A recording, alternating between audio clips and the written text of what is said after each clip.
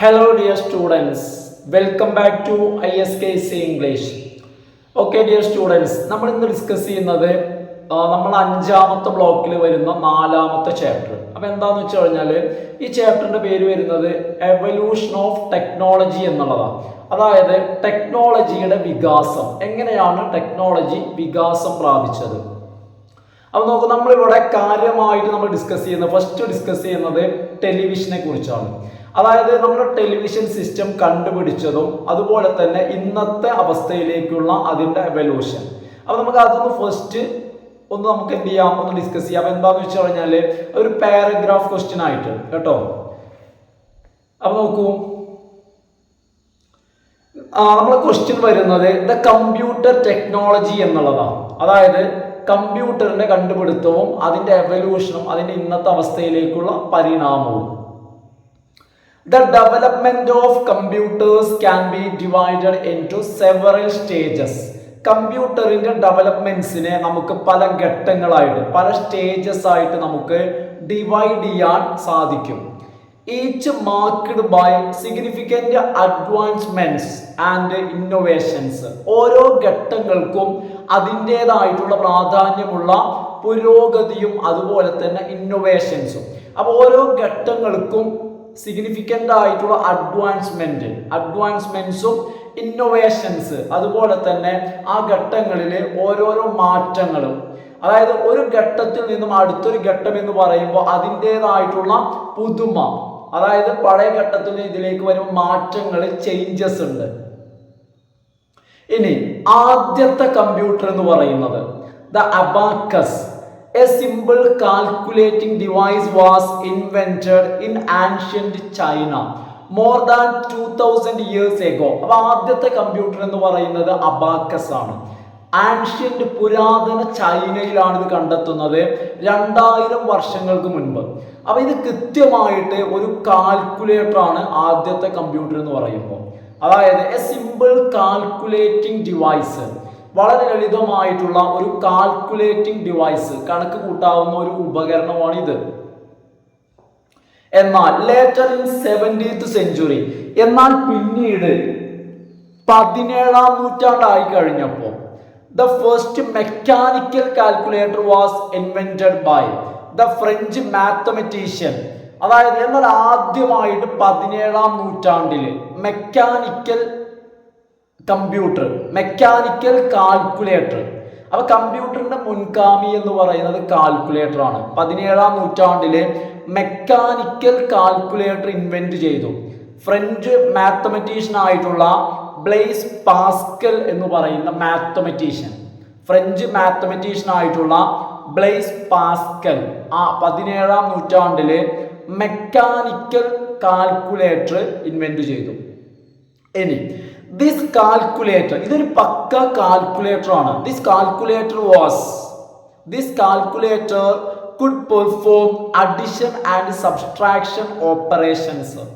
അതായത് ഈ ഒരു കാൽക്കുലേറ്റർ എന്ന് പറയുമ്പോൾ ഇതിന് അഡിഷനും സബ്സ്ട്രാക്ഷനുമായി ബന്ധപ്പെട്ട ഓപ്പറേഷൻസ് പെർഫോം ചെയ്യാൻ കഴിഞ്ഞിരുന്നു. അപ്പൊ ഇത് കൂട്ടാനും കുറയ്ക്കാനും ഉപകരിക്കുമായിരുന്നു.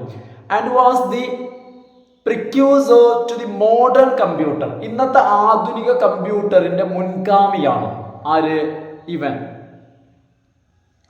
ഇൻ ദി 19th century, ശേഷം 19ാം നൂറ്റാണ്ടിൽ. അപ്പൊ ആദ്യം 2000 വർഷം മുൻപാണ്, പിന്നെ 17ാം നൂറ്റാണ്ട്, പിന്നെ 19ാം നൂറ്റാണ്ടില് നമുക്കറിയുന്ന ചാൾസ് ബാബേജ്. ആരാണ്?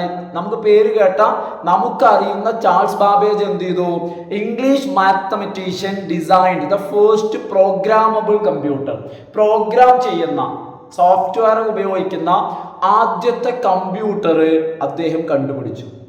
നോണാസ്, ആ കമ്പ്യൂട്ടറിന്റെ പേര് അനലിറ്റിക്കൽ എഞ്ചിൻ എന്നായിരുന്നു. അനലിറ്റിക്കൽ എഞ്ചിൻ, ഫസ്റ്റ് കമ്പ്യൂട്ടർ 19ാം നൂറ്റാണ്ടിൽ.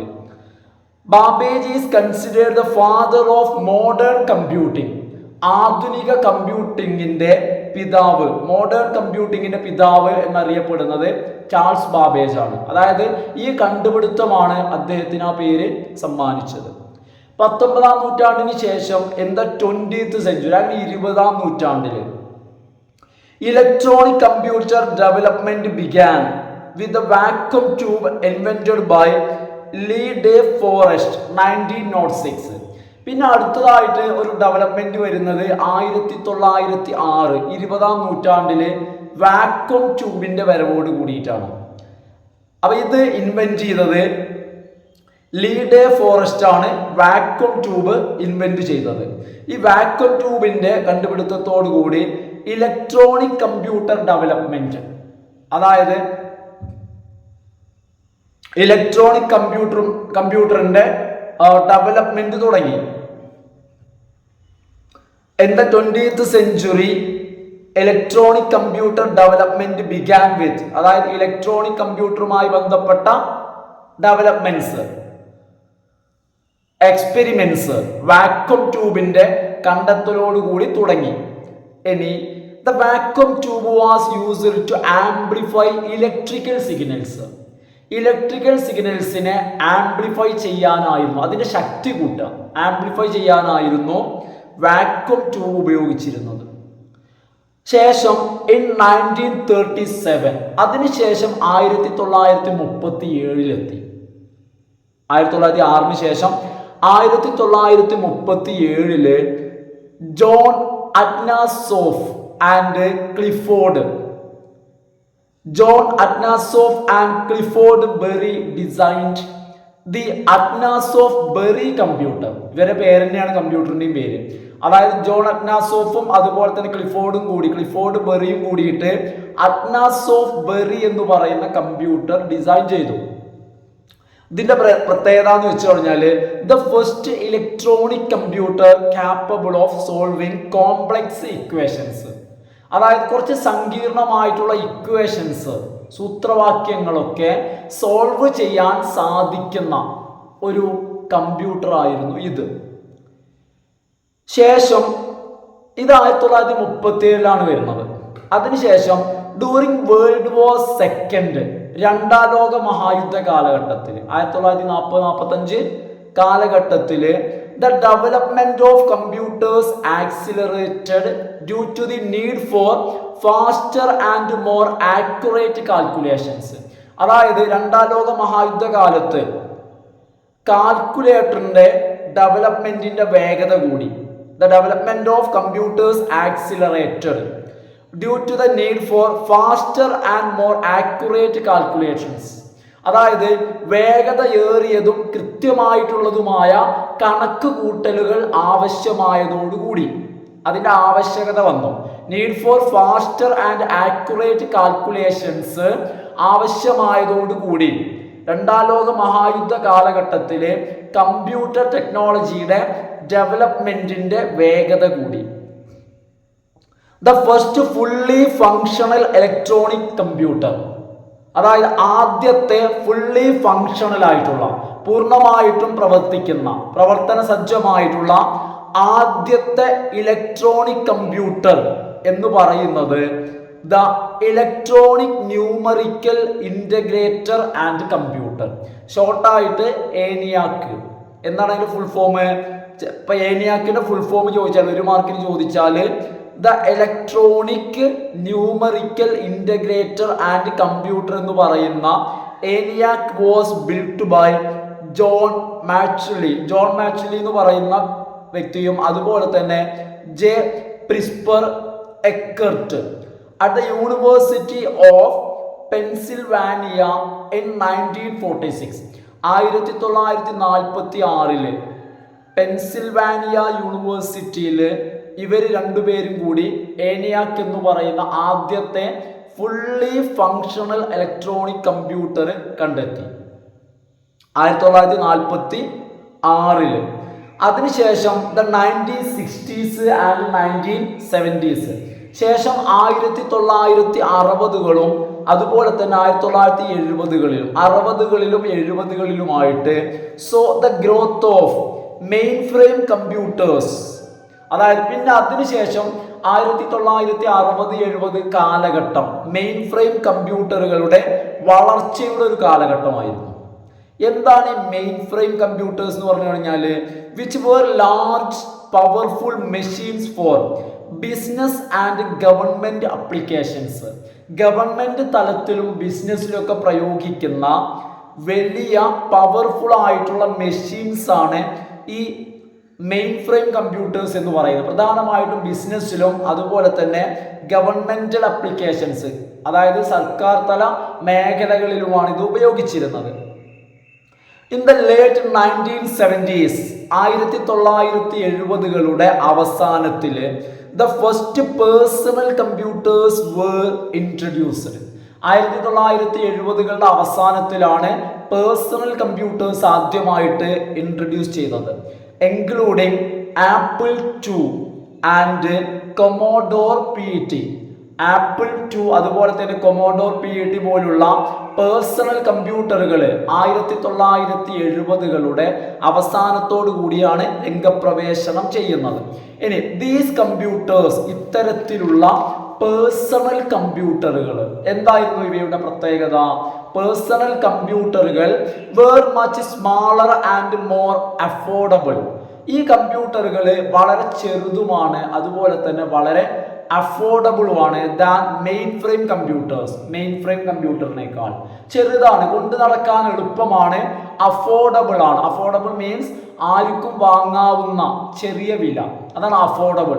അപ്പൊ അഫോർഡബിൾ ആയതുകൊണ്ട് തന്നെ അപ്പൊ ഇത്തരം പേഴ്സണൽ കമ്പ്യൂട്ടേഴ്സ് അഫോർഡബിൾ അതുപോലെ തന്നെ വളരെ ചെറുതുമായതുകൊണ്ട് making them available to a broader audience, അതായത് ഒരുപാട് ആളുകൾക്ക്, ഒരു ബ്രോഡർ ഓഡിയൻസിന്റെ കയ്യിൽ ഇത്തരത്തിലുള്ള പേഴ്സണൽ കമ്പ്യൂട്ടേഴ്സ് അവൈലബിൾ ആയി. രണ്ട് കാരണം കൊണ്ടാണ് അവൈലബിൾ ആയത്.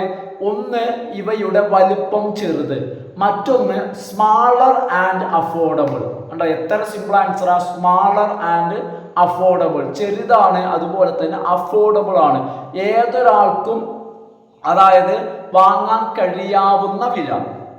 ഇനി ദ 1990s 1990-കളില് saw the rise of internet. 1990-കള് ഇന്റർനെറ്റിന്റെ വരവ് കണ്ടു. 1990-കളിലാണ് എന്ത് ചെയ്യുന്നത്, ഇന്റർനെറ്റ് വരുന്നത്. അതുപോലെ തന്നെ ദ വേൾഡ് വൈഡ് വെബ്, നമ്മൾ WWW പറയില്ലേ, ദ വേൾഡ് വൈഡ് വെബും ഇന്റർനെറ്റുമെല്ലാം 1990-കളിൽ വരുന്നു. Which റവല്യൂഷനൈസ്ഡ് the way people communicate. ആളുകൾ ആശയവിനിമയം നടത്തുന്ന രീതിയിൽ വിപ്ലവകരമായ മാറ്റങ്ങൾ ഉണ്ടാക്കാൻ ഈ ഇന്റർനെറ്റിനും അതുപോലെ തന്നെ വേൾഡ് വൈഡ് വെബിനും കഴിഞ്ഞു. Which revolutionized the way people communicate and access information. ആളുകളിലേക്ക് ഇൻഫോർമേഷൻ എത്തുന്നത്, ആളുകൾ ഇൻഫോർമേഷൻ ആക്സസ് ചെയ്യുന്നത്, റിസീവ് ചെയ്യുന്നതിലും അതുപോലെ തന്നെ ആളുകൾ കമ്മ്യൂണിക്കേഷൻ ചെയ്യുന്ന രീതിയിലും വിപ്ലവകരമായിട്ടുള്ള മാറ്റങ്ങൾ ഉണ്ടാക്കി.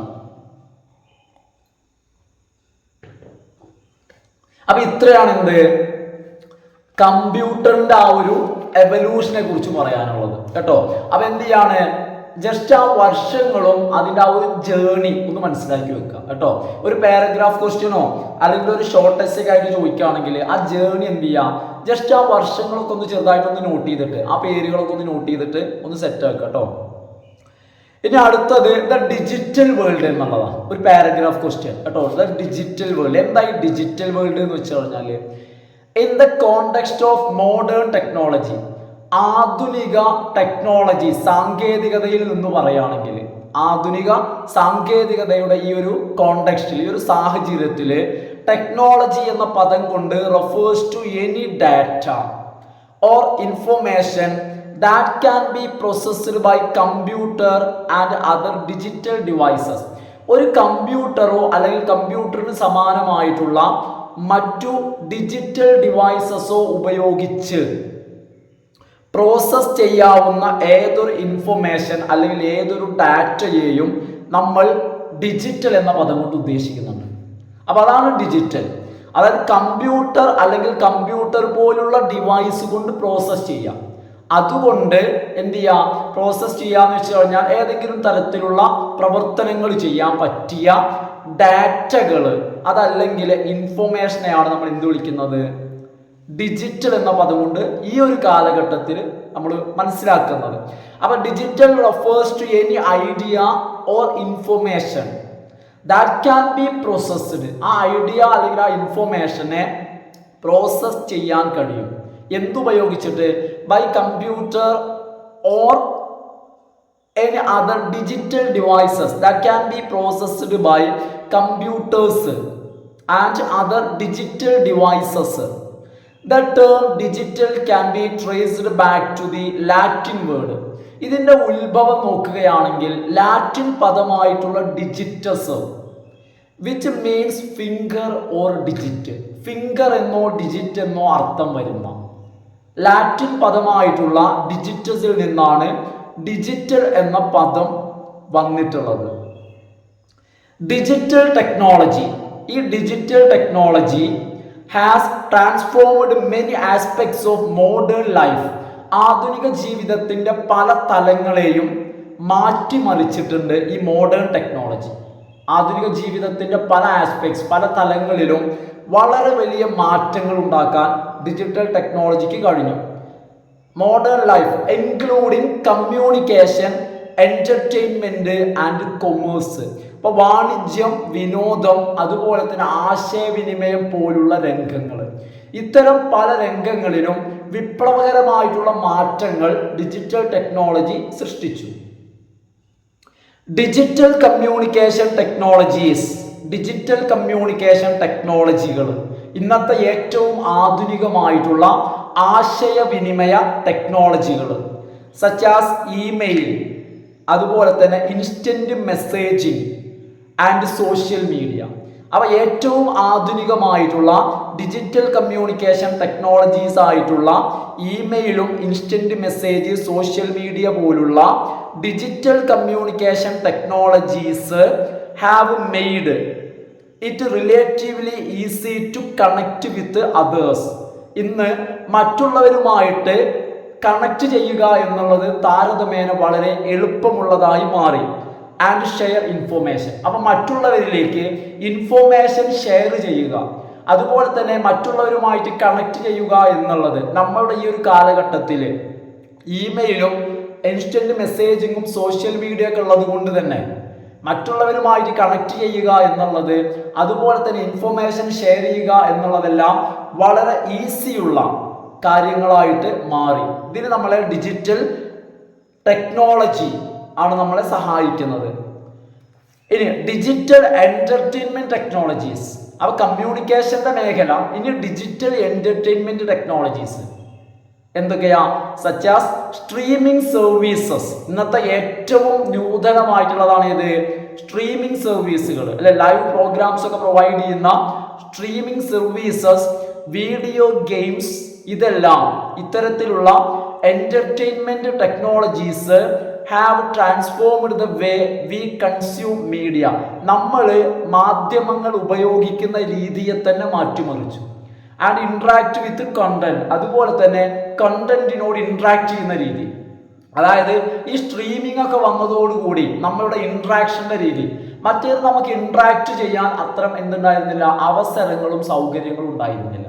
അപ്പോൾ ഇത്തരത്തിലുള്ള ടെക്നോളജി വന്നതോടുകൂടി, അല്ലെ സ്ട്രീമിംഗ് ഒക്കെ വന്നതോടുകൂടി എന്ത് ചെയ്യാണ്, ഓഡിയൻസിന്റെ പ്രാധാന്യം വർദ്ധിക്കുകയാണ്. അതുപോലെ തന്നെ ഓഡിയൻസിനെ ഇന്ററാക്ട് ചെയ്യാനുള്ള വാതിലുകൾ, പുതിയ പുതിയ വാതിലുകൾ നമുക്ക് ലഭിക്കുകയാണ്. One of the key benefits of digital technology. Digital technology എന്ന് പറയുമ്പോൾ അതിന് ഒരുപാട് ഗുണങ്ങൾ, ദോഷങ്ങളുണ്ട്. അതിലേറെ ഇപ്പൊ നമുക്കറിയാവുന്ന കാര്യമാണ്, എന്തൊന്നാണെങ്കിലും അതിൻ്റെ ദോഷങ്ങളും ഗുണങ്ങളും ഉപയോഗിക്കുന്ന ആളുകളുടെ ഉപയോഗമാണ്. അപ്പൊ അതുകൊണ്ട് തന്നെ ഡിജിറ്റൽ ടെക്നോളജിക്കും ഒരുപാട് ഗുണങ്ങൾ, ഒരുപാട് ഉപയോഗങ്ങളുണ്ട്. അതിൻ്റെ ഉപയോഗങ്ങളിൽ, അതിൻ്റെ ബെനിഫിറ്റ്സിലെ ഒന്ന്, its ability to store and process a vast amount of data. അതായത് അപ്പൊ ഒന്നാമത്തെ ഏറ്റവും പ്രധാനപ്പെട്ട ഉപയോഗം എന്ന് പറയുന്നത് വാസ്റ്റ് എമൗണ്ട് ഓഫ് ഡേറ്റ. ഒരുപാട് ഡേറ്റ സ്റ്റോർ ചെയ്യാം, നമുക്ക് വേണ്ട സമയത്ത് പ്രോസസ് ചെയ്യാം. ഇപ്പൊ ഇവിടെ തന്നെ നിങ്ങൾ ശ്രദ്ധിച്ചു നോക്കൂ. ഇപ്പൊ എൻ്റെ ഈ ക്ലാസ്സസ് ഇപ്പൊ മാസ് കമ്മ്യൂണിക്കേഷന്റെ തന്നെ ഞാൻ ഒരുപാട് വീഡിയോസ്, ഒരുപാട് എന്ന് പറഞ്ഞു കഴിഞ്ഞാൽ ശ്രദ്ധിക്കാം, നമ്മൾ ചെയ്തിട്ടുള്ളത് 6ാമത്തെ ബ്ലോക്കും 5ാമത്തെ ബ്ലോക്കുമാണ്. പിന്നെ 1ാമത്തെ ബ്ലോക്കിലെ 1-2 യൂണിറ്റ്സ് ആണെന്നാണ് എൻ്റെ ഒരു ഓർമ്മ. അപ്പൊ നിങ്ങളൊരു കാര്യം ശ്രദ്ധിക്കുക, ഇത് മാത്രം പഠിച്ചാൽ പോരാട്ടോ. അതായത് 2ഉം 3ഉം 4ഉം ബ്ലോക്ക് പഠിക്കണം. അതായത് 2ഉം 3ഉം ഒക്കെ സിമ്പിളായ കാര്യങ്ങൾ വരുന്ന ബ്ലോക്കുകളാണ് കമ്മ്യൂണിക്കേഷനുമായിട്ട് ബന്ധപ്പെട്ട്, നമ്മൾ സാധാ കമ്മ്യൂണിക്കേഷൻ കേട്ടോ. അപ്പൊ എന്ത് ചെയ്യാണ്, ഇത് മാത്രം പഠിച്ചാൽ പോരാ, ഞാൻ എന്ത് ചെയ്യാണ്, കുറച്ച് സ്റ്റേൺ ആയിട്ട് തന്നെ പറയാണ്, ബാക്കി ബ്ലോഗ്സ് നിങ്ങൾ നിർബന്ധമായിട്ട് നിങ്ങൾ വായിക്കണം. അപ്പൊ ഞാൻ എന്താ പറഞ്ഞു വന്നതെന്ന് വെച്ച് കഴിഞ്ഞാല്, അപ്പൊ എന്താന്ന് വെച്ച് കഴിഞ്ഞാല് ഇപ്പൊ നമ്മളുടെ ഇപ്പൊ ഞാൻ തന്നെ അപ്ലോഡ് ചെയ്ത വീഡിയോസ്, ആ വീഡിയോസ് നിങ്ങൾ എന്ത് ചെയ്യണമെന്നില്ല, നിങ്ങൾ ഡൗൺലോഡ് ചെയ്യണമെന്നില്ല. എന്താന്ന് വെച്ച് കഴിഞ്ഞാല് അത് സ്റ്റോർ ചെയ്യാനുള്ള എബിലിറ്റി ഡിജിറ്റൽ ടെക്നോളജിക്ക് ഉണ്ട്. അതവിടെ കിടന്നോളും, അവിടെ ഉണ്ടാവും. അത് നിങ്ങൾക്ക് ആവശ്യമുള്ള സമയത്ത് നിങ്ങൾ പ്രോസസ് ചെയ്താൽ മതി. ഇത് ഡിജിറ്റൽ മീഡിയയുടെ ഒരു ഗുണമാണ്, ബെനിഫിറ്റ് ആണ്. അതായത് ability to store and process a vast amount of data which can inform decision making and drive innovation. അതായത് ഇന്നോവേഷനും അതുപോലെ തന്നെ ഡിസിഷൻ മേക്കിംഗ്, തീരുമാനമെടുക്കുന്നതിനും സഹായിക്കുന്ന പലതരത്തിൽ ആളുകൾക്ക് ഗുണകരമാകുന്ന തരത്തിലുള്ള മെറ്റീരിയലുകൾ അല്ലെങ്കിൽ ഇൻഫോർമേഷൻ എന്ത് ചെയ്യുന്നുണ്ട്, സ്റ്റോർ ചെയ്യുന്നുണ്ട്. അതവിടെ ആ ഡിവൈസ് എന്ത് ചെയ്യും, അല്ലെങ്കിൽ ഡിജിറ്റൽ ടെക്നോളജിക്ക് അതിനുള്ള എബിലിറ്റി ഉണ്ട്. അതായത് one of the key benefits of digital technology is its ability to store and process. അതിനുള്ള പ്രോസസ്, അത് ചെയ്യാനുള്ള, സ്റ്റോർ ചെയ്യാനും പ്രോസസ് ചെയ്യാനുമുള്ള എബിലിറ്റി ഡിജിറ്റൽ മീഡിയക്ക് ഉണ്ട്. This has led to the development of fields such as. മാത്രമല്ല ഈ ഒരു ഡിജിറ്റൽ ടെക്നോളജി, ആ ഡിജിറ്റൽ ടെക്നോളജിയുടെ ഈ ഒരു എബിലിറ്റി, അതിൻ്റെ ഫലമായിട്ടാണ് എന്ത് ചെയ്യുന്നത്, led to the development of fields, ചില മേഖലകളുടെ വികാസത്തിലേക്ക് നയിക്കുന്നത്. ഏതൊക്കെ മേഖല? Data science and artificial intelligence. Data science, artificial intelligence പോലുള്ള ഫീൽഡ്സ്, ഈ ഫീൽഡ്സിന്റെ ഡെവലപ്മെന്റിന് സഹായകമാകുന്നത് അല്ലെങ്കിൽ ഡെവലപ്മെന്റിലേക്ക് നയിക്കുന്നത് ഡിജിറ്റൽ മീഡിയയുടെ അല്ലെങ്കിൽ ഡിജിറ്റൽ ടെക്നോളജിയുടെ സ്റ്റോറും അതുപോലെ സ്റ്റോർ ചെയ്യാനും പ്രോസസ് ചെയ്യാനുമുള്ള എബിലിറ്റിയാണ് ഈ മേഖലകളുടെ വളർച്ചയ്ക്ക് സഹായകമാകുന്നത്. Data science, artificial intelligence which are focused on using data to solve complex problems and create new technologies. അപ്പോൾ ഈ മേഖലകൾ ഡാറ്റ സയൻസും ആർട്ടിഫിഷ്യൽ ഇന്റലിജൻസും എല്ലാം ഫോക്കസ് ചെയ്യുന്നത് കോംപ്ലക്സ് ആയിട്ടുള്ള ഡാറ്റകൾ സോൾവ് ചെയ്യാം. വളരെ സങ്കീർണമായിട്ടുള്ള, വളരെ പ്രയാസമുള്ളതായിട്ടുള്ള ഡാറ്റകൾ സോൾവ് ചെയ്യുന്നതിന് വേണ്ടിയും അതുപോലെ തന്നെ ന്യൂ ടെക്നോളജീസ് ക്രിയേറ്റ് ചെയ്യുക, ഇതിനൊക്കെയാണ് എന്ത് ചെയ്യുന്നത്, ഇതൊക്കെ ഉപയോഗിക്കുന്നത്. ഡാറ്റ സയൻസും അതുപോലെ തന്നെ ആർട്ടിഫിഷ്യൽ ഇന്റലിജൻസും ഒക്കെ ഉപയോഗിക്കുന്നത്. അപ്പൊ ഡിജിറ്റൽ ടെക്നോളജിയെ കുറിച്ച് ഇത്രയാണ് പറയാനുള്ളത്.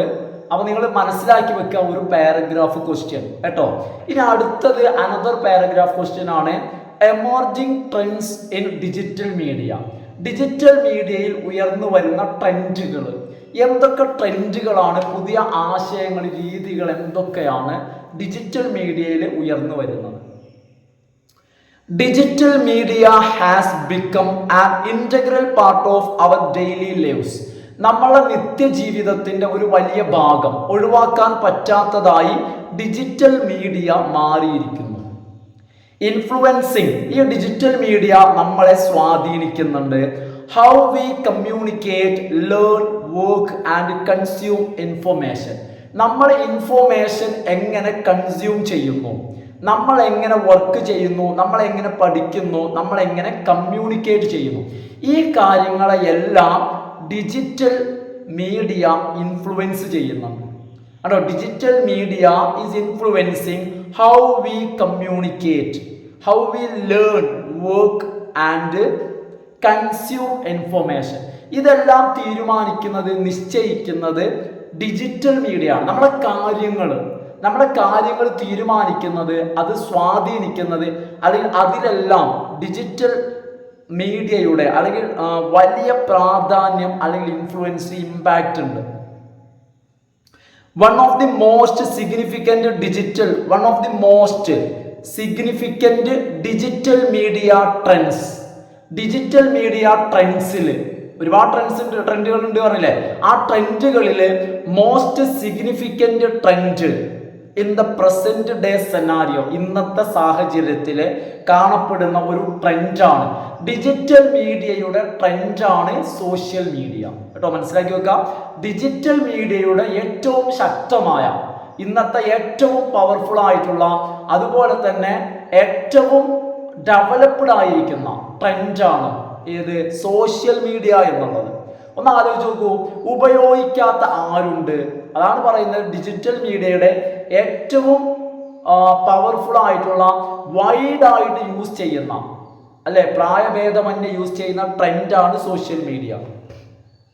ഇനി social media platforms such as, ഏതൊക്കെയാ സോഷ്യൽ മീഡിയയുടെ പ്ലാറ്റ്ഫോമുകൾ?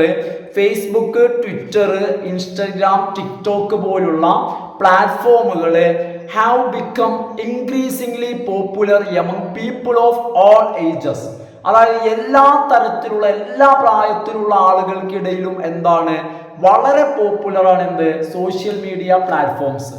നിങ്ങളൊന്ന് ആലോചിച്ച് നോക്കൂ, ഫേസ്ബുക്കും ട്വിറ്ററും ഇൻസ്റ്റഗ്രാമും ടിക്ടോക്കൊക്കെ ഉപയോഗിക്കുന്നതിന് ആളുകൾക്ക് യാതൊരു പ്രായപരിധിയില്ല.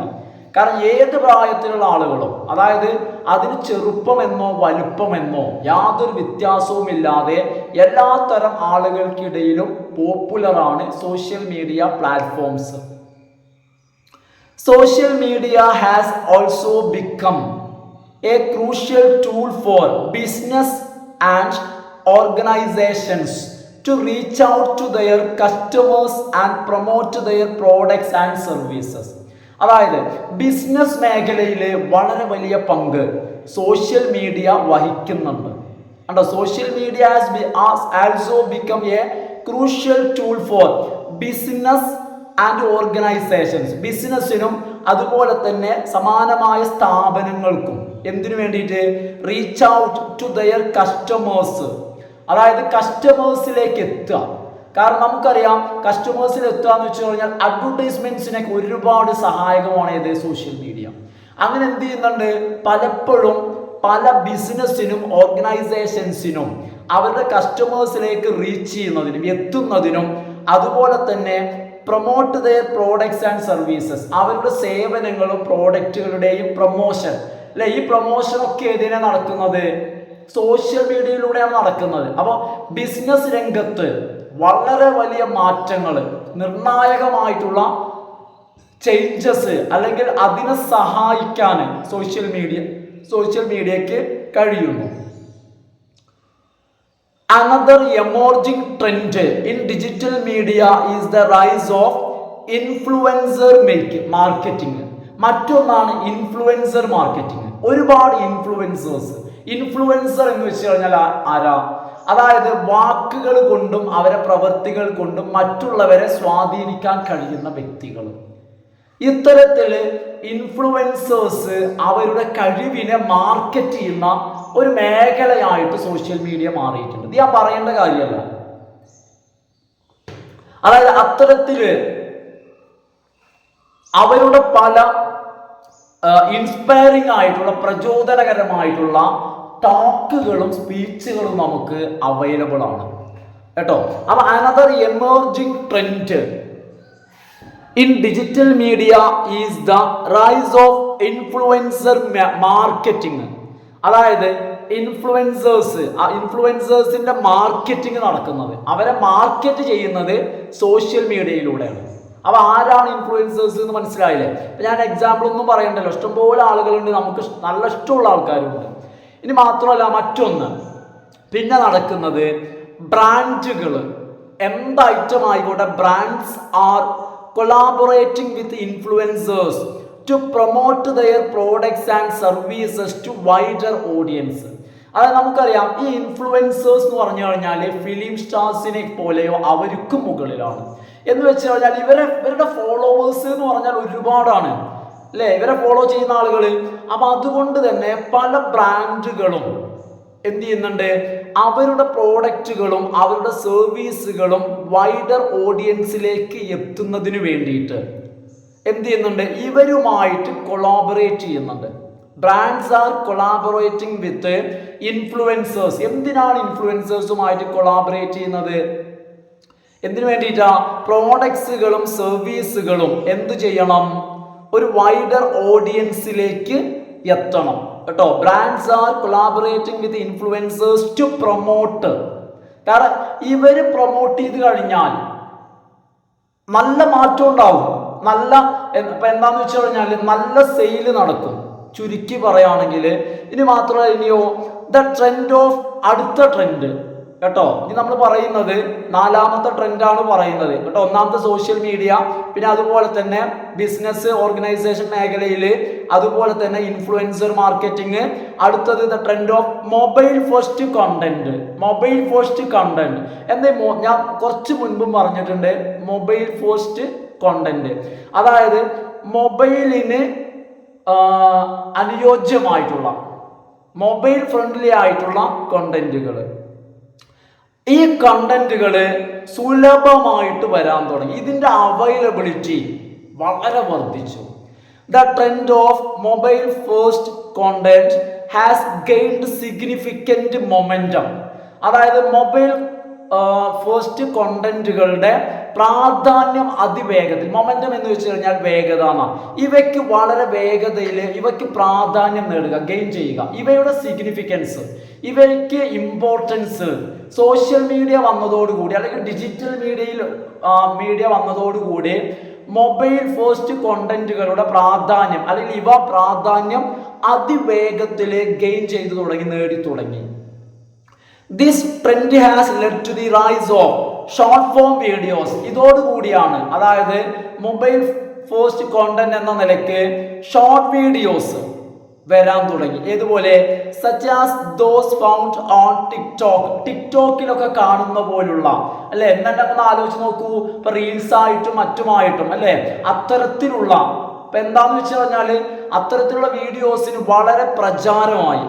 Which are optimised for mobile viewing. എന്താ അവരുടെ പ്രത്യേകത? മൊബൈൽ വ്യൂവിംഗ്, മൊബൈൽ ഫോണിൽ കാണുന്നതിന് വേണ്ടി ഓപ്റ്റിമൈസ് ചെയ്തിട്ടുള്ള, അതിനു വേണ്ട രീതിയിൽ ക്രമീകരിച്ചിട്ടുള്ള, അതുപോലെ തന്നെ ആർ ഹൈലി എൻഗേജിങ് ഫോർ യൂസേഴ്സിനെ സംബന്ധിച്ചിടത്തോളം അത് വളരെ ഹൈലി എൻഗേജിങ് ആയിരിക്കും. എന്ന് വെച്ച് കഴിഞ്ഞാൽ യാതൊരു ബോറടിയോ വിരസതയോ ഇല്ലാത്ത, ആളുകളെ പിടിച്ചിരുത്തുന്ന, മൊബൈൽ ഫോണിന് വേണ്ടി ഓപ്റ്റിമൈസ് ചെയ്തിട്ടുള്ള വീഡിയോസ്. അപ്പൊ ഇത്തരത്തിലുള്ള വീഡിയോസ്, ഷോർട്ട് വീഡിയോസിന്റെ ഒരു അതിപ്രസരം, ഇതെല്ലാം നമുക്ക് ഡിജിറ്റൽ മീഡിയയുടെ ഒരു ട്രെൻഡായിട്ട് നമുക്ക് എടുക്കാവുന്നതാണ്. അപ്പോൾ ഓക്കെ ഫ്രണ്ട്സ്, ഇന്നത്തെ വീഡിയോ ഞാനിവിടെ വൈൻഡ് അപ്പ് ചെയ്യാണ് കേട്ടോ. ഇനി ഒരു ക്ലാസ്സോട് കൂടി എന്ത് ചെയ്യാം, നമ്മൾ ഈ ചാപ്റ്റർ കംപ്ലീറ്റ് ചെയ്യാം. അപ്പോൾ എക്സാമിന്റെ മുൻപ് തന്നെ എന്തായാലും എക്സാമിന്റെ മുൻപ് ഒരു വീഡിയോ കൂടി ചെയ്ത് എന്ത് ചെയ്യാം, ഈ ചാപ്റ്റർ കൂടി കംപ്ലീറ്റ് ചെയ്യാം. അപ്പോൾ എന്താന്ന് വെച്ച് കഴിഞ്ഞാൽ വളരെ വേഗതയിൽ ക്ലാസ് ചെയ്തിട്ട് പെട്ടെന്ന് തീർക്കുക എന്നുള്ളത് പോസിബിൾ അല്ല. അപ്പൊ എന്താ കാര്യം എന്ന് വെച്ചാൽ, ഞാൻ ഇതുവരെ, കാരണം നിങ്ങൾ കമന്റ് ചെയ്തത് ഞാൻ എൻ്റെ ശ്രദ്ധയിൽപ്പെട്ടിട്ടുണ്ട്, ഞാനത് ഇതുവരെ പറയാതെ എന്താന്ന് വെച്ച് കഴിഞ്ഞാൽ, എൻ്റെ കയ്യിൽ പിന്നെ ഈ ക്ലാസ്സുകളിൽ ഒന്നും നോട്ട് എൻ്റെ കയ്യിലില്ല. അപ്പോൾ ഞാൻ നോട്ട് പ്രിപ്പയർ ചെയ്തിട്ട്, കാരണം ആ നോട്ട് തയ്യാറാക്കണം, അല്ലെ, ആദ്യം ടെക്സ്റ്റ് വായിച്ച് നോട്ട് പ്രിപ്പയർ ചെയ്ത് ആ നോട്ട് വെച്ച് ക്ലാസ് തയ്യാറാക്കിയിട്ട് എന്ന് പറയുമ്പോൾ ഒരുപാട് ക്ലാസ്സുകൾ അപ്ലോഡ് ചെയ്യാന്നുള്ളത്, കാരണം ഇതിങ്ങനെ ചെയ്യാൻ തന്നെ അത്യാവശ്യം ടൈം എടുക്കും. അപ്പം അത് കാരണമാണ് ഇപ്പോൾ 2 വീഡിയോ അല്ലെങ്കിൽ ഒരു ദിവസം പിന്നെ 2 ചാപ്റ്റർ ഇതൊന്നും ചെയ്യാതിരിക്കാനുള്ള കാരണം അതാണ് കേട്ടോ. ഒരുപാട് സമയം ആവശ്യമായിട്ട് വരും കേട്ടോ. അപ്പോൾ നിങ്ങളൊരു കാര്യം മനസ്സിലാക്കുക, നമ്മൾ 2 ബ്ലോക്കാണ് ചെയ്തത്. ഞാൻ നേരത്തെ ഒന്ന് പറഞ്ഞിരുന്നു. അതായത് ഈ 2 ബ്ലോക്ക് മാത്രമല്ല പഠിക്കേണ്ടത്, ഈ 2 ബ്ലോക്ക് സെലക്ട് ചെയ്യാൻ. കാരണം 5ാമത്തെ ബ്ലോക്കും 6ാമത്തെ ബ്ലോക്കും, അല്ലെ, നമ്മൾ സ്റ്റുഡൻറ് എന്ത് ചെയ്ത് സജസ്റ്റ് ചെയ്തു. അതുകൊണ്ടാണ് ഡയറക്റ്റ് ഓർഡർ മാറിയിട്ട് എന്ത് ചെയ്തത്, ഫസ്റ്റ് ബ്ലോക്ക് ജസ്റ്റ് 1-2 യൂണിറ്റ് ചെയ്തിട്ടുള്ളൂ, പിന്നെ 5-6 കൊടുക്കാനുള്ള കാരണം അതാണ്. പക്ഷെ എന്നെ സംബന്ധിച്ചിടത്തോളം ആദ്യത്തെ ബ്ലോക്കുകൾ ഉണ്ടല്ലോ, അതായത് 2-3 ബ്ലോക്കുകൾ കുറച്ചുകൂടി സിമ്പിൾ ആണെന്നാണ് എനിക്ക് തോന്നുന്നത്.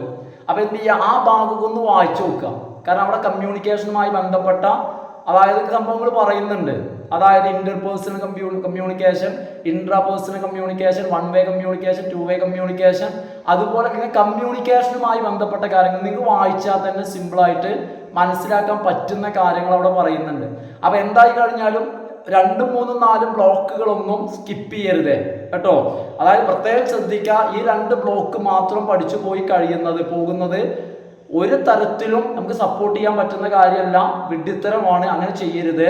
2, 3, 4 ബ്ലോക്ക് എന്ത് ചെയ്യണം, നിർബന്ധമായിട്ട് നിങ്ങൾ വായിക്കണം. അപ്പോൾ ഓക്കെ ഫ്രണ്ട്സ്, നന്നായിട്ട് പഠിക്കാം.